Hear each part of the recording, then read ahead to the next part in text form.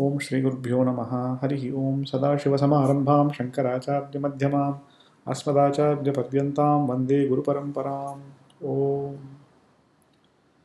In the sixth chapter of the Chandogya Upanishad, referring to Sadvidya or the teaching of Sat or existence, the Mahavakya Tattvamasi occurs 9 times. From the 8th Khanda or subchapter of the 6th Adhyaya to the 16th Khanda of the same chapter, 6th Adhyaya.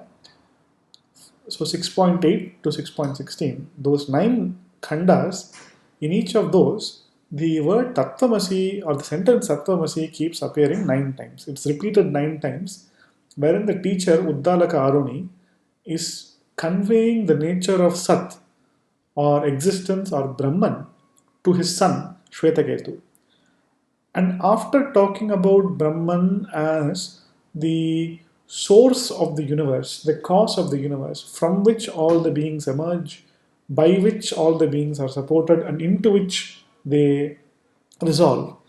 And by beings, we are referring to both the conscious beings but also the insentient universe as well.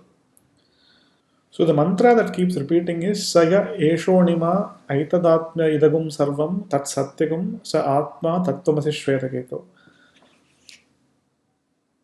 This subtle thing that we call as Sat, which is the essence of all this.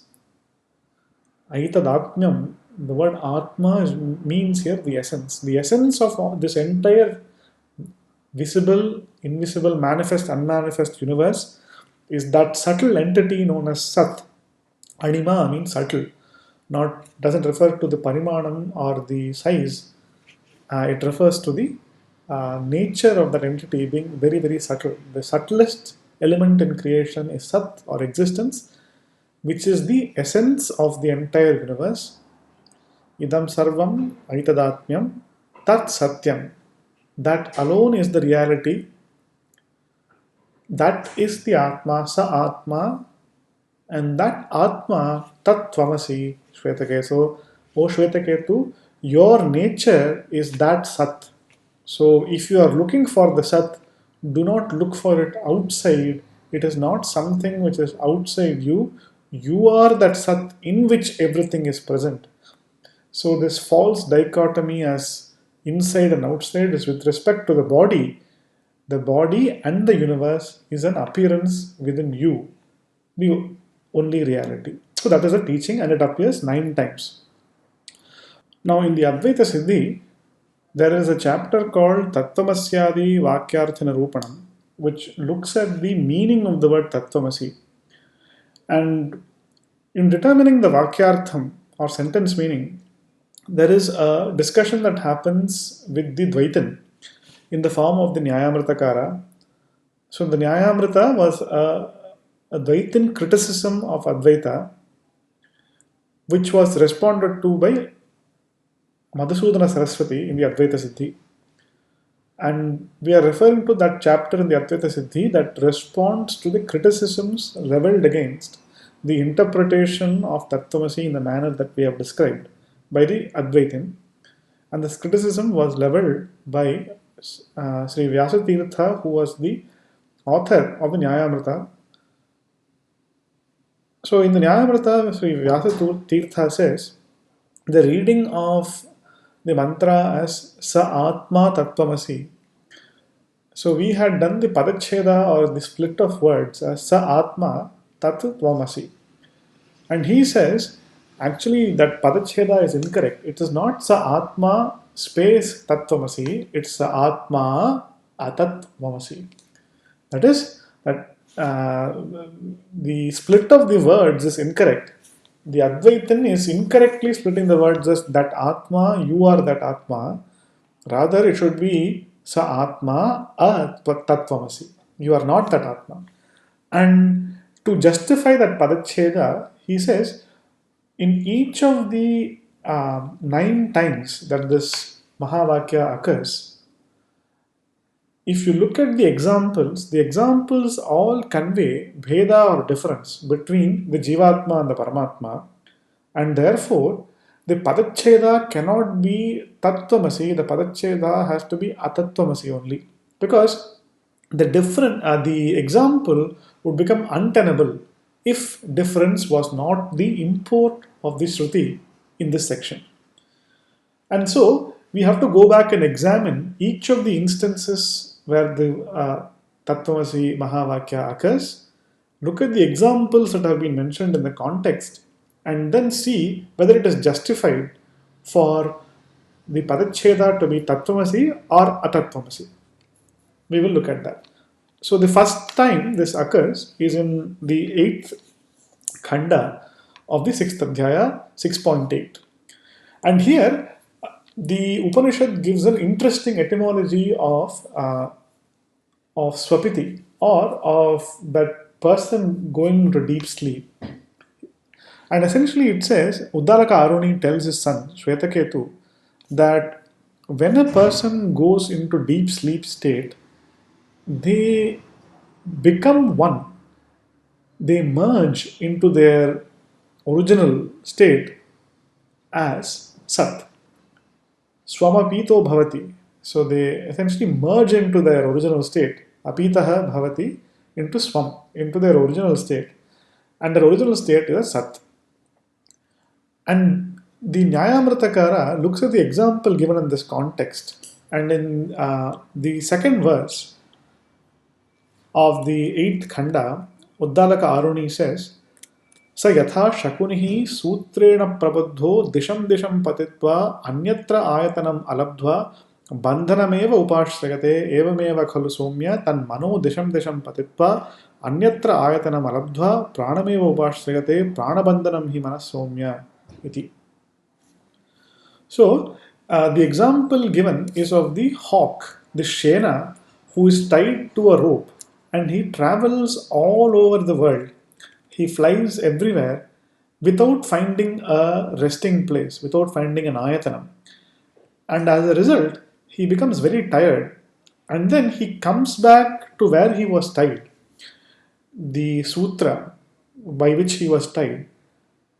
And he rests in that place itself to which he was tied. Similarly, the manaha, meaning the jivatma, travels everywhere, and being tired of the various things that he experiences in the waking and the dream states, he merges back into Paramatma.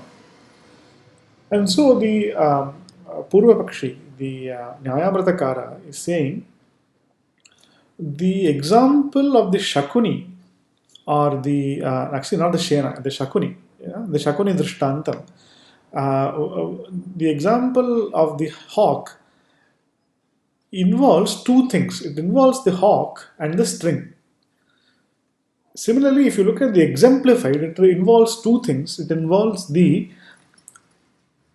Jivatma and the Paramatma. So, when the example is talking of the hawk flying everywhere, the Shakuni flying everywhere, and then coming back to its resting place, which is the string to which it is tied, there are two things that are conveyed. Similarly, the exemplified also involves two things. There is a difference between the hawk and the string, of course. Similarly, there should also be a difference between the jivatma, the manaha, that is traveling everywhere in the waking and dream states, and the paramatma, referred to by the word sat in this chapter. And therefore, when you're talking about a merger of the Jivatma into the Paramatma, that merger indicates that there are two things. And therefore, how can you say that there is only one thing here, that it's talking about identity and not difference? So, Bheda must be the Tatparya of this section, not Abheda. And this example is not at all in line with what Advaita is trying to convey. And therefore, the reading should be Atatvamasi, not Tattvamasi. This is the contention of the Purvapakshi or Nyayamatakara. The Siddhikara, in response, says that the import of the Upanishad in this chapter is not to talk of difference. So, the Upanishad, for example, is not citing the difference between the string and the hawk to convey a difference that is denoted by atatvamasi. So if the difference in the example had played a role in explaining how the Jivatma merges with the Paramatma, then you can say the example is not mentioned with the purpose of teaching Advaita. The purpose of the example is to teach Dvaita.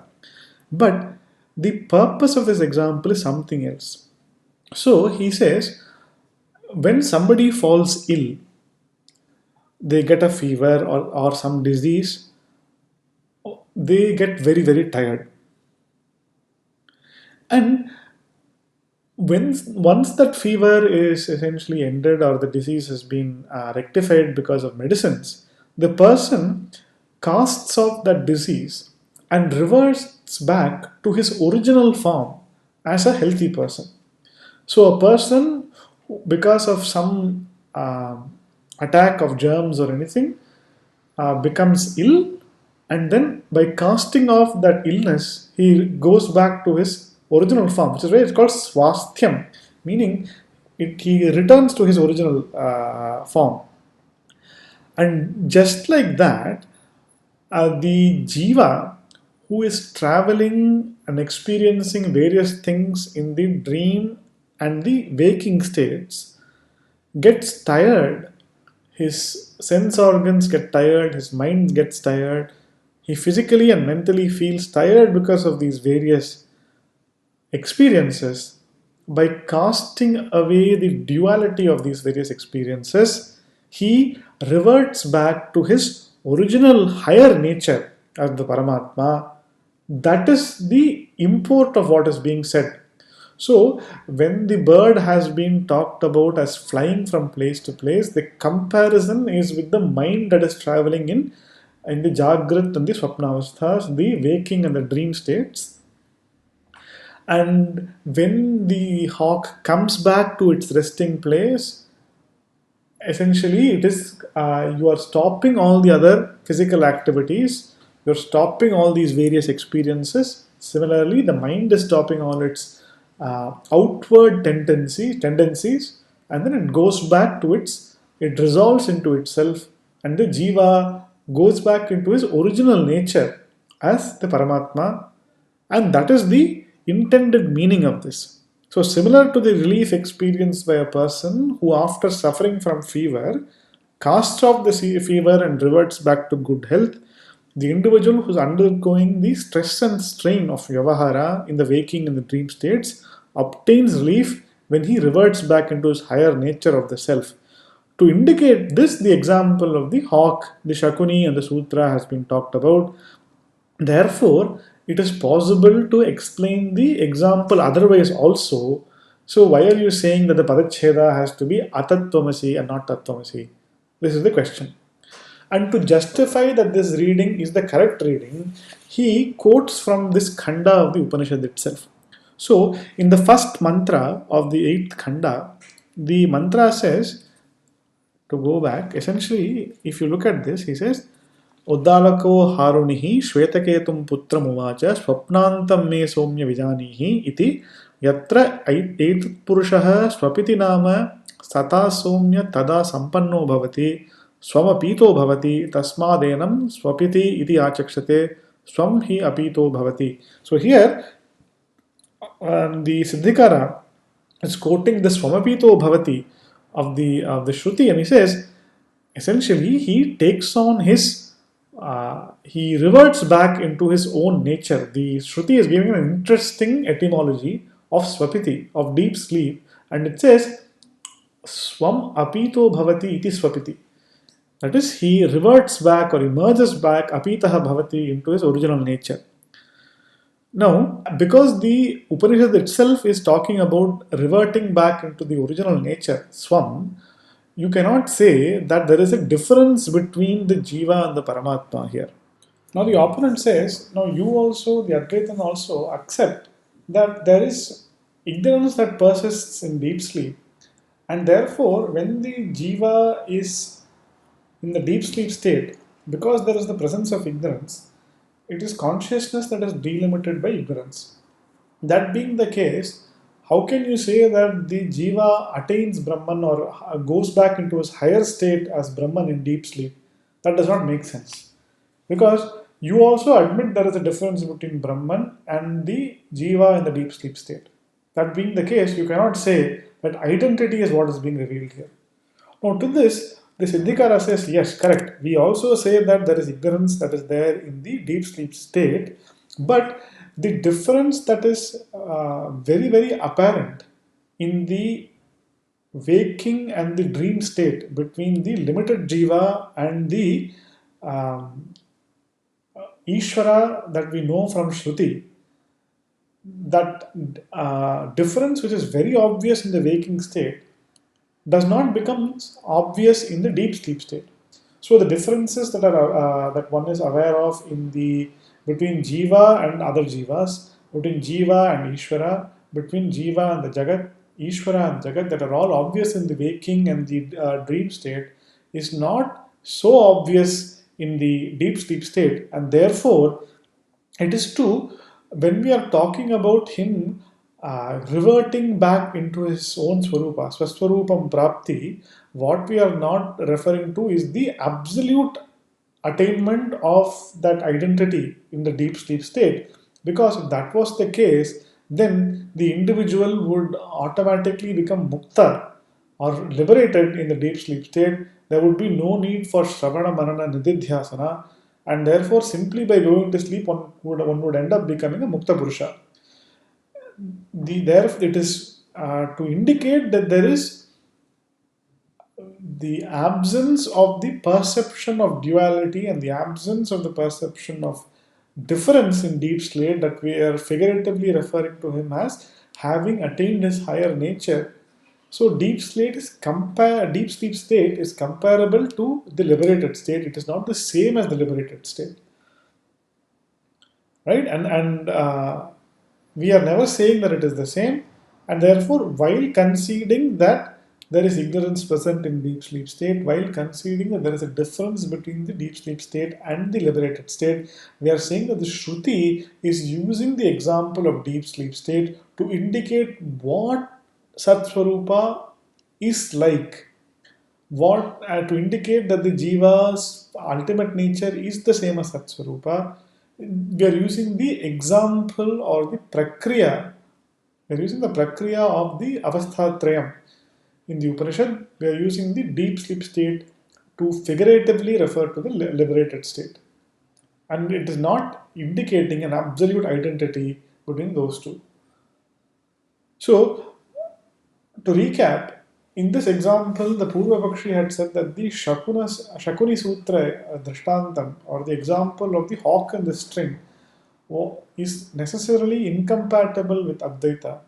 And what the Siddhikara has established is that it is not so incompatible. It is in fact can be interpreted in an Advaita form also. And therefore, to argue that because it is incompatible with Advaita, the Padacheda has to be Atatvamasi, not Tattvamasi, which was the argument that was presented by the Purva Pakshi, that is not correct. Even without that Padacheda, we can interpret this in a Advaita form, and therefore to insist upon Atatvamasi and not Tattvamasi is incorrect. With that, we will briefly conclude the session and we will look at the next few examples in the next few talks. Harihi Om. पूर्णमदः पूर्णमिदं पूर्णात् पूर्णमुदच्यते पूर्णस्य पूर्णमादाय पूर्णमेवावशिष्यते. ॐ शान्तिः शान्तिः शान्तिः.